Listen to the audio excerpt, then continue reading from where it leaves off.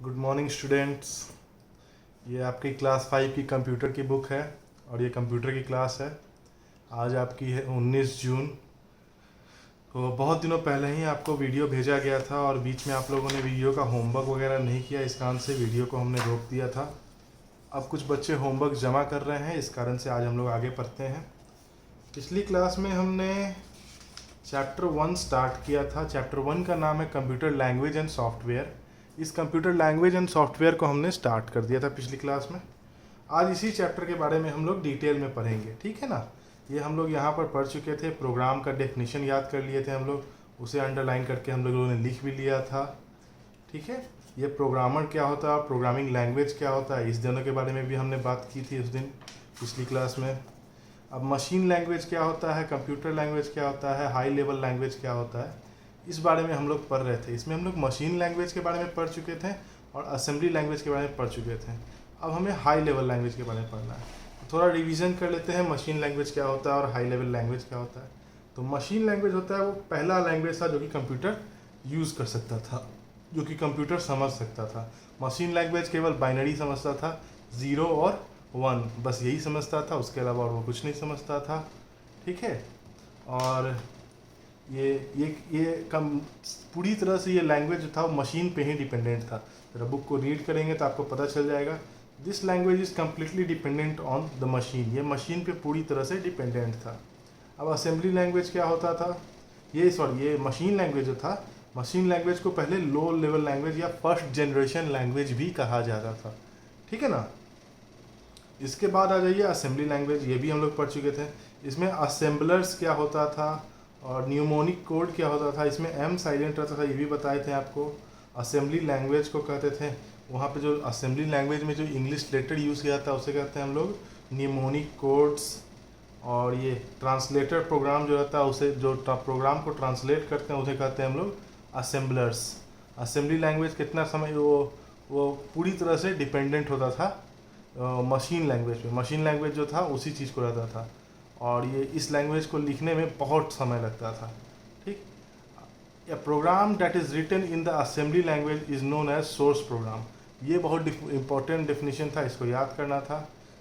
ये source program क्या होता है, प्रोग्राम जो कि असेंबली लैंग्वेज में लिखा जाता है उसे कहते हैं हम लोग सोर्स प्रोग्राम।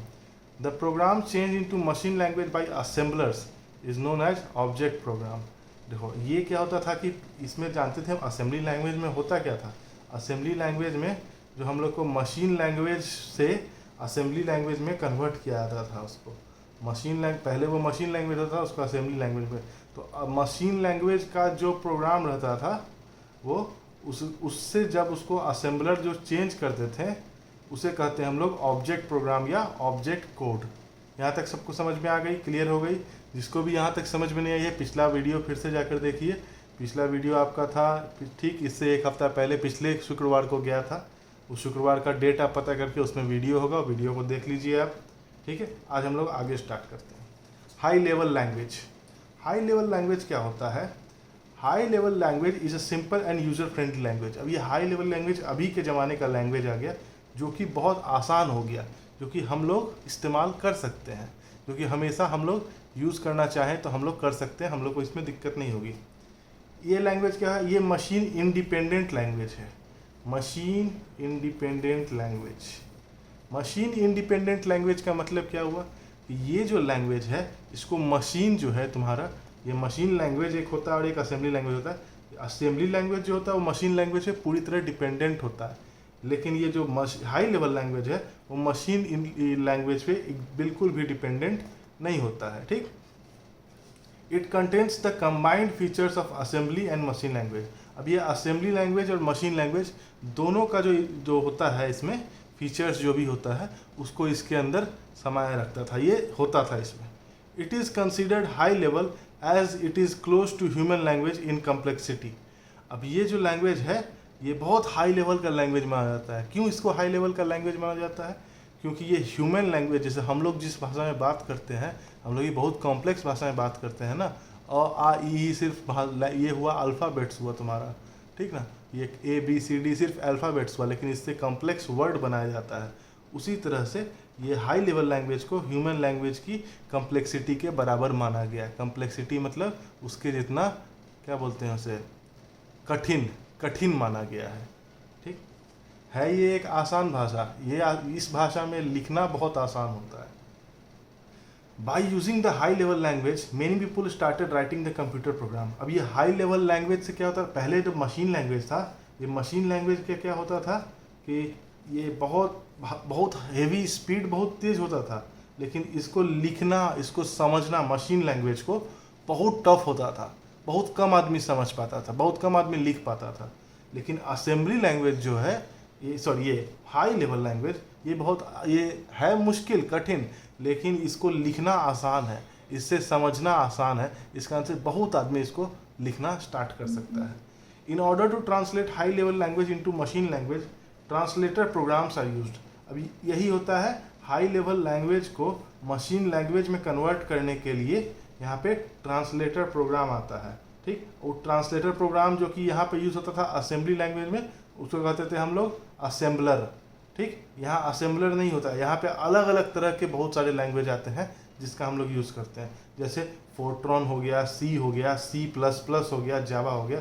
इस सब के बारे में हम लोग को डिटेल में पढ़ना है, C++, जावा। अगर तुम लोग कंप्यूटर साइंस इंजीनियरिंग करोगे कभी भी, तो उसमें तुमको इस चीज़ के बारे में पढ़ना पड़ता है। ठीक, ये देख लो, some of the high level languages are, ये है Fortran, C++, C, Java etcetera, ये बहुत सारा लैंग्वेज होते हैं। ठीक, in order to convert high level language into machine language, अब मशीन लैंग्वेज में इस जो हाई लेवल लैंग्वेज है उसको भी मशीन लैंग्वेज में कन्वर्ट करना पड़ेगा, क्योंकि मशीन तो मशीन का लैंग्वेज समझता है, मेरा लैंग्वेज नहीं समझता है। तो उस हाई लेवल को मशीन लैंग्वेज में कन्वर्ट करने के क्या करते हैं, दो तरह के ट्रांसलेटर होते हैं।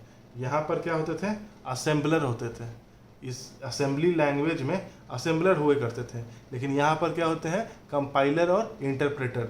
ठीक ना, क्या क्या होते हैं, कंपाइलर और इंटरप्रेटर।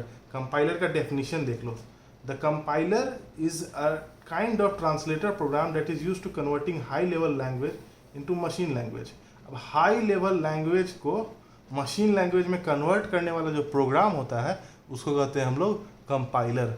कभी भी कंपाइल करने में किसी प्रोग्राम को दिक्कत आ रहा है, इसका मतलब यही होता है कि उसके लैंग्वेज में जो तुम लिखे हो कहीं पर वो गड़बड़ है, उसको गड़बड़ी को ठीक करोगे तो तुम्हारा मशीन लैंग्वेज में कन्वर्ट हो जाएगा।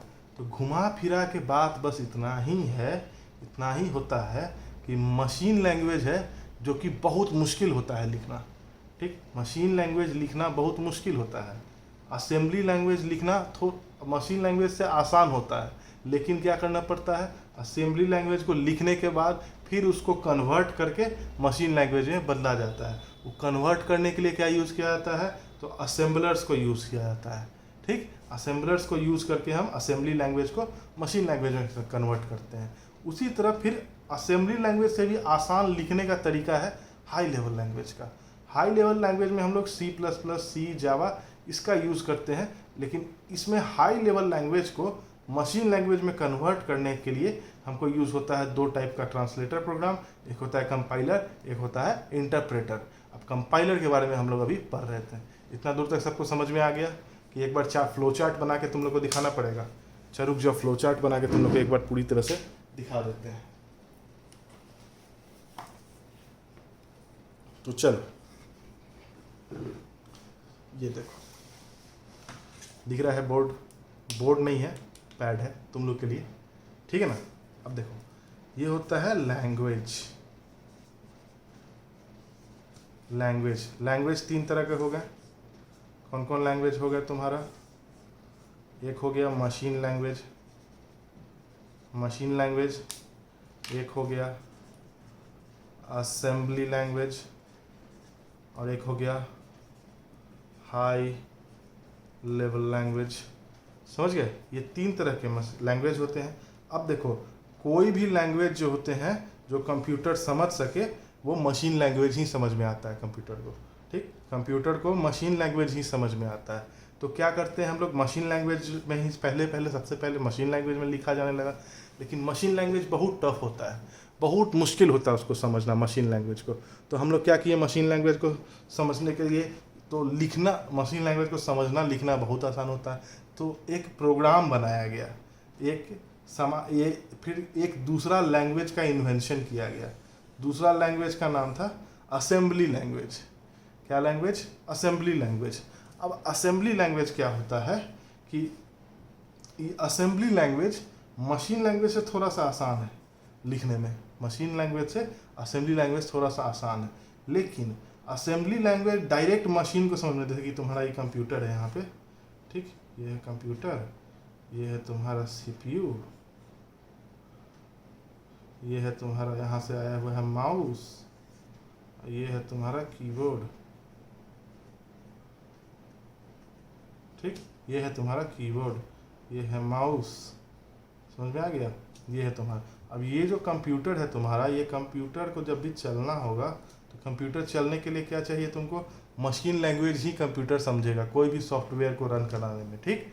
लेकिन मशीन लैंग्वेज जो है तुम्हारा ये थोड़ा सा कॉम्प्लिकेटेड होता है, टफ होता है, तो असेंबली लैंग्वेज से मशीन लैंग्वेज में कन्वर्ट किया जाता था।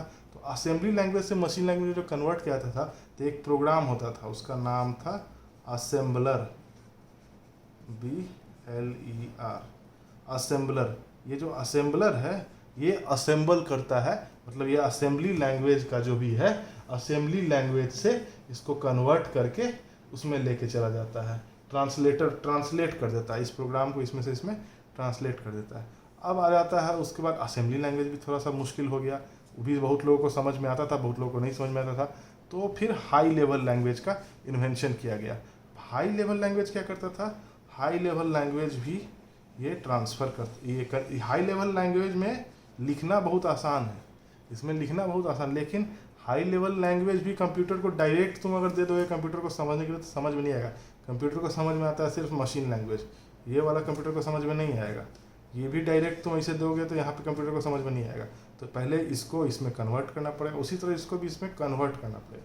इसमें जो कन्वर्ट करते हैं तो दो तरह का ट्रांसलेटर प्रोग्राम होता है। क्या क्या होता है? एक होता है कंपाइलर और दूसरा होता है इंटरप्रेटर,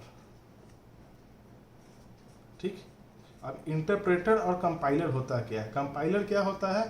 तो कंपाइलर जो होता है, ये कंपाइलर क्या करता है? हाई लेवल लैंग्वेज को मशीन लैंग्वेज में कन्वर्ट करता है, हाई लेवल लैंग्वेज को मशीन लेवल लैंग्वेज में कन्वर्ट करता है। और इंटरप्रेटर क्या होता है? ये कंपाइलर का छोटा भाई है, ये भी वही चीज़ करता है, बस थोड़ा दूसरे तरीके से करता है, ठीक। ये एक कंपाइलर एक प्रोग्राम है, ये भी कन्वर्ट करता है, इंटरप्रेटर भी एक प्रोग्राम है, वो भी कन्वर्ट करता है, ठीक। यहाँ तक हो गया। चलो इसके आगे हम लोग बुक में देखते हैं।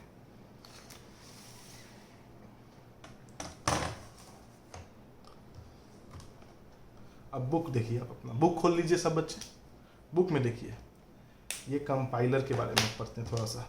It translate high level language by converting the whole program at once. ये पूरे प्रोग्राम को एक बार में ही कन्वर्ट कर देता है, ठीक। और ये क्या करता है? ऑब्जेक्ट कोड को जनरेट करता है। ऑब्जेक्ट कोड क्या होता है कौन बताएगा हमको? जरा सा ध्यान दो तो, ऑब्जेक्ट कोड कहाँ पर है? ऑब्जेक्ट कोड हम बताए हैं अभी थोड़ी देर पहले।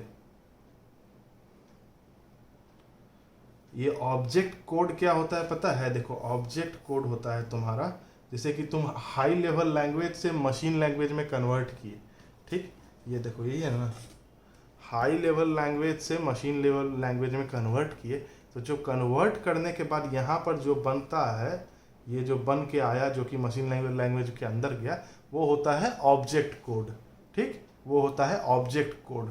और हाई लेवल लैंग्वेज या असेंबली लैंग्वेज में जो लिखा गया है उसको कहते हैं सोर्स कोड। क्या समझ में आया? सोर्स प्रोग्राम और सोर्स कोड दोनों चीज़ एक ही चीज़ हुआ, और ऑब्जेक्ट प्रोग्राम ऑब्जेक्ट कोड वही चीज़ हो गया। समझ में आ गया ना? चलिए आगे देखते हैं।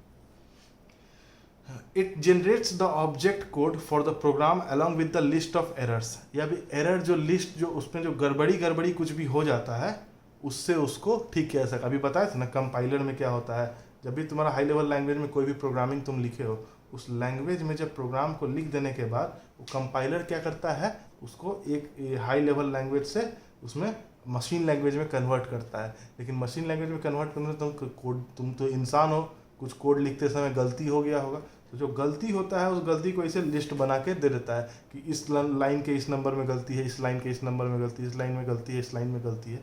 अब तुम उस लाइन को खोल दो, वो लाइन में देखो अच्छा कहाँ पे गलती है, अच्छा यहाँ पे गलती है, उस गलती को सही किए और सही करने के बाद इसको बहुत आसानी से ठीक किया जा सकता है। ठीक, ये क्या करता है, पूरे प्रोग्राम को एक बार में ही कन्वर्ट कर देता है। जो तुम कंपाइलर में जो हाई लेवल लैंग्वेज से हम कोई प्रोग्राम लिखे हैं, उस प्रोग्राम को कन्वर्ट कर देता है, एक बार में ही पूरे प्रोग्राम को कन्वर्ट करता है और यहाँ पर ला देता है। लेकिन अब आ जाते हैं इंटरप्रेटर के बारे में। इंटरप्रेटर क्या होता है? इंटरप्रेटर भी वही चीज़ होता है जो कि हाई लेवल लैंग्वेज को मशीन लैंग्वेज में कन्वर्ट करता है। ठीक, अब लेकिन इंटरप्रेटर क्या करता है, कंपाइलर इंटरप्रेटर दोनों एक ही चीज़ होता है, लेकिन कंपाइलर एक बार में पूरे प्रोग्राम को, पूरा हाई लेवल लैंग्वेज का जो भी प्रोग्राम लिखा हुआ है उसको कन्वर्ट कर देता है। लेकिन इंटरप्रेटर करता है एक एक लाइन को एक एक बार में कन्वर्ट करता है। ठीक, ये एक बार में एक ही लाइन को कन्वर्ट करता है। इस translate bye converting the program line by line, it converts one line, executes the instruction and then repeats the same procedure for the remaining instruction। उस लाइन को किया, उस लाइन को कंप्लीट किया। लेकिन क्या होता है कि वो जो कोड जो तुम लिखे हो हाई लेवल लैंग्वेज में, जो सोर्स कोड लिखा गया है हमारा, वो जो कोड लिखने के बाद उसको एक एक लाइन को धीरे धीरे करके वो चेक करता है। वो धीरे धीरे चेक करने में क्या होता है कि अगर कोई मिस्टेक है तुम्हारा, तो वो मिस्टेक तुमको लाइन बाय लाइन ही पता चलते जाएगा, शुरू में ही तुमको बता देगा। ठीक ना, वो मिस्टेक धीरे धीरे एक एक करके मिस्टेक क्लियर होगा। ठीक, लेकिन ये क्या करता है, ये बहुत कम टाइम लगता है। ये सोर्स कोड को, ये जो सोर्स कोड को एनालाइज करने में, मतलब समझने में बहुत कम समय लगता है इसको, लेकिन ये पूरा काम कंप्लीट करने में बहुत टाइम लगाता है। क्यों? क्योंकि ये लाइन बाय लाइन अलग अलग किया जाता है। ठीक, अब देखो ये थोड़ा सा अलग से इंफॉर्मेशन दिया हुआ है, इसको देखो अपने अपने बुक में क्या लिखा हुआ है। A computer was individually programmed by changing it's circuit before the computer programs were developed. अब कंप्यूटर जो है वो पहले जब बनाया गया था, वो अलग अलग करके, जैसे कि इसका प्रोग्रामिंग अलग हुआ, इसका प्रोग्रामिंग अलग हुआ, इसका प्रोग्रामिंग अलग हुआ, सबको अलग अलग बनाया गया था, उसके सर्किट को चेंज किया गया था, उसके बाद उस प्रोग्राम को डेवलप किया गया था। A computer was individually programmed by changing its circuit before the computer programs were developed।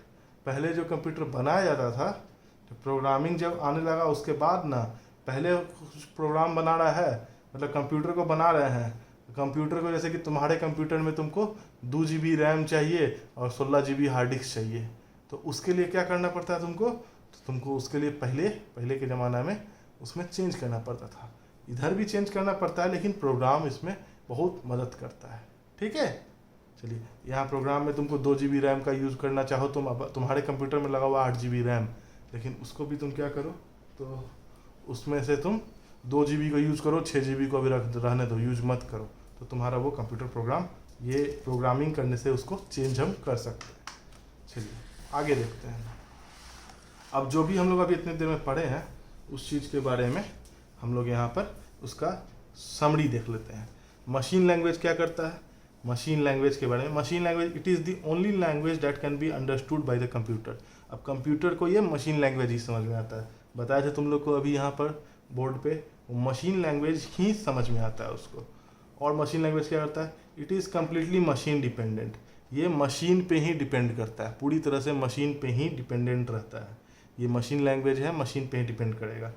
Binary codes are required for depicting operators and data. Binary code होता है जो कि बहुत ज़रूरी होता है, पता है ना, बाइनरी कोड 0 1 0 1 0 1, ये वाला जो कोड सब जो है, ये बाइनरी कोड्स ही वहाँ ऑपरेटर और डाटा को काम करने में मदद करता है। ये हो गया मशीन लैंग्वेज। अब असेंबली लैंग्वेज क्या होता है, तो असेंबली लैंग्वेज में क्या होता है, सिंबॉलिक ऑपरेटर यूज किया जाता है बाइनरी कोड की जगह पे। बाइनरी जो कोड होता है, कोड की जगह पे वो सिम्बल्स वगैरह किया जाता है। जैसे कि तुम लोग को बताए थे हम, ये पहले बाइनरी वहाँ पे जो 0 1 0 1 0 1 लिखा जाता था ना, 1 0 1 1 1 1 0 0, ये जो कोड लिखा जाता था, इसकी जगह पर बाइनरी कोड्स की जगह पर सिंबॉलिक ऑपरेटर जैसे कि A B C अल्फ़ाबेट्स वगैरह यूज करने किया जाता था। वो जो अल्फ़ाबेट यूज किया जाता था, ये सिंबॉलिक ऑपरेटर्स, इसको क्या कहते थे, इसका नाम क्या था, बाइनरी कोड की जगह पे जो यूज किया जाने लगा वो न्यूमोनिक कोड। न्यूमोनिक कोड भूल गए ना, पढ़ कहीं नहीं हो। ये देखो NEMONIC, न्यूमोनिक कोड, ये mnemonic code. The patterns of English alphabetical letter used in assembly language are called mnemonic codes. ठीक, ये न्यूमोनिक कोड्स का यहाँ यूज़ किया जाने लगा। It is also machine dependent, ये भी मशीन पे पूरी तरह से डिपेंडेंट होता है। ठीक, translator programs are called assembler. अब ट्रांसलेट जो प्रोग्राम करते थे ये बताए थे असेंबली लैंग्वेज से मशीन लैंग्वेज में जाता है तो असेंबलर कहा जाता है उसको। ठीक, assembler and are required for converting it into machine language. अब असेंबली लैंग्वेज डायरेक्ट कंप्यूटर में देंगे तो समझ में उसको आएगा नहीं, मशीन लैंग्वेज में कन्वर्ट करके देना पड़ेगा। High level language, it is not machine dependent, ये भी मशीन डिपेंडेंट नहीं है। अब इंटरप्रेटर, सॉरी ये दोनों जो ऊपर वाला जो था ये दोनों था तुम्हारा मशीन डिपेंडेंट। ये मशीन रहेगा तो इसमें मशीन पे डायरेक्ट मशीन पे डिपेंडेंट करेगा, लेकिन ये वाला जो लैंग्वेज होता है इसको मशीन की ज़रूरत नहीं है, ये खुद से भी काम कर सकता है, ये डायरेक्ट सॉफ्टवेयर है एक। समझ में आ गया ना। Interpreter and compiler programs are required to convert it into machine language. अब इस लैंग्वेज को, हाई लेवल लैंग्वेज को मशीन लैंग्वेज में कन्वर्ट किया जाता है। कन्वर्ट करने के लिए कंपाइलर और इंटरप्रेटर दोनों का ज़रूरत पड़ता है। ठीक है, यहाँ तक समझ में आ गया। चलिए लास्ट तीसरा दिया है, English word and mathematical operators are used. अब ये बहुत इंपॉर्टेंट है। इंग्लिश वर्ड और मैथमेटिकल ऑपरेशंस सब कुछ यूज़ किया जा सकता है इसमें। 1 2 3 4 ABCD कुछ भी चाहो तुम यूज़ कर सकते हो। किसी को तुम कंप्यूटर से, जैसे कि तुम कैलकुलेटर देखे हो ना जी, कैलकुलेटर काम कैसे करता है, तो पहले वाला कैलकुलेटर था एबेकस के जैसा, लेकिन अभी वाला कैलकुलेटर के अंदर प्रोग्रामिंग किया जाता है। तुम जो मोबाइल चलाते हो, जिस मोबाइल पे अभी देख रहे हो, उसके अंदर भी प्रोग्रामिंग किया हुआ है, उसके अंदर भी सॉफ्टवेयर लगाया हुआ है। तब ना कुछ बटन दाबते हैं तो ये हो जाता है, कैमरा खोले तो कैमरा खुल गया। कैमरा कैसे खुल गया, तो वहाँ पे कैमरा खोलने के लिए तुम कैमरा में तार घिसाओगे, नहीं तो पुराना ज़माने में क्या होता है, कैमरा के लिए तुमको अलग से बटन दबाओगे तब जाके अंदर से तार सटेगा, तब कैमरा में फ़ोटो खींचाएगा। अभी क्या, मोबाइल में बस टच स्क्रीन पर टच करोगे तो फोटो खींचा जाएगा, उस सॉफ्ट वहाँ पर ये हो जाता है। अब आ जाते हैं इतना दूर तक हम लोग पढ़ने के बाद, व्हाट इज अ सॉफ्टवेयर। ठीक, अच्छा ऐसा करो तुम लोग, इतना दूर जो पीछे तक का पढ़े हैं इसको पूरा रीड करो तुम लोग। आज इस पूरे चैप्टर को पूरा रीड करो, स्टार्टिंग से लेके जहाँ तक पढ़ाए हैं वो, और ये वाला पार्ट भी रीड करो। अगला चीज़ हम लोग अगले क्लास में पढ़ते हैं। ठीक, ये थोड़ा बड़ा चैप्टर है और बड़े चैप्टर को इसको, ये बहुत इंपॉर्टेंट चैप्टर है। चैप्टर 2 से तुम लोग का ये शुरू होगा, चैप्टर 2 नहीं, चैप्टर 3 से तुम लोग का स्टार्ट होगा। ये क्या बोलते हैं, प्रैक्टिकल चैप्टर 3 से स्टार्ट होगा। तो चैप्टर 3 का जो प्रैक्टिकल वीडियो होगा वो डायरेक्ट कंप्यूटर से तुम लोग को बना के भेजा जाएगा। ठीक है ना। चलो आज के लिए इतना ही रखते हैं, जहाँ तक हम लोग पढ़ा दिए। आगे सॉफ्टवेयर को पूरा पढ़ लेना है तुम लोग को। ठीक है, चलो।